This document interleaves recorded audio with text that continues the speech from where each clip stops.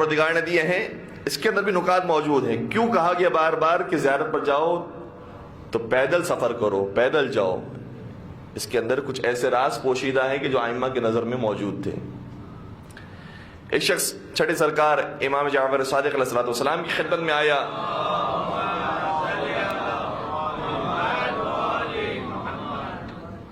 اب میں بیان کرنا چاہ رہا ہوں کہ ان پیروں سے انسان کیا کیا کچھ کر سکتا ہے. نیکی کے راستے کی طرف بھی جا سکتا ہے، کربلا بھی جا سکتا ہے، نجف بھی جا سکتا ہے، مشہد بھی جا سکتا ہے. جہاں جہاں جانا چاہے نیکیوں کے کام کے اندر آگے بڑھ سکتا ہے. آپ حضرات یہاں تشریف لائیں، ہم یہاں پر آئے ہیں انہی قدموں کے ذریعے آئے ہیں، پیروں کے ذریعے آئے ہیں. یہ جو شخص آیا امام کی خدمت میں کہنے لگا ابی انت و امی، میرے ماں باپ آپ پر قربان ہو جائیں.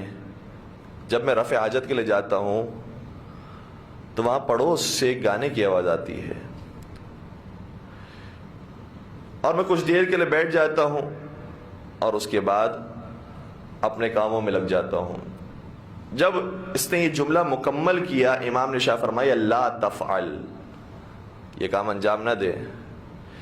عرض کرتا ہے کہ فرزند رسول میں تو گیا ہوں کسی اور مقصد سے، میری یہ نیت نہیں تھی کہ میں گانے کو سنوں، موسیقی کو سنوں، حرام لہو و لعب کو سنوں، میری اس نیت سے نہیں گیا ہوں. ہاں البتہ جب میں چلا ہی گیا ہوں ان پیروں کے ذریعے تو کان خود بخود سن لیتے ہیں. یعنی گویا بتانا چاہ رہا ہے کہ پیر تو میرے اختیاری عمل میں آئے ہیں، میں پیر کو اپنے اختیار سے اٹھاتا ہوں.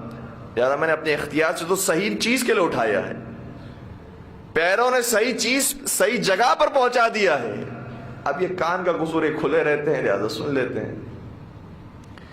امام نے شاہ فرمایا کہ تو نے وہ آیت نہیں پڑھی، ابھی سنام کلام میں بھی آپ کی خدمت میں عرض کی کہ وہ آیت تو نے نہیں پڑھی کہ پروردگار نے شاہ فرمایا ان السمع والبصر والفؤاد کل اولئک کان عنہ مسئولا.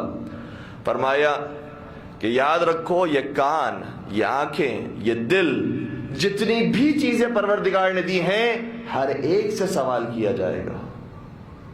جو تو پیروں کی بات کر رہا ہے، پیر تو نے صحیح مقام پر پہنچا دیے، صحیح ہے، پیر کہیں گے کہ میں جائز جگہ پر پہنچا ہوا تھا، لیکن یہ کان بھی ہیں جن سے سوال کیا جائے گا، یہ آنکھیں بھی ہیں جن سے سوال کیا جائے گا. لہذا ایک نقطے کی طرف لے جانا چاہ رہا ہوں، زیارت پر انسان جب جا رہا ہے تو قدم تو مبارک ہیں لیکن نظریں بھی مبارک ہوں.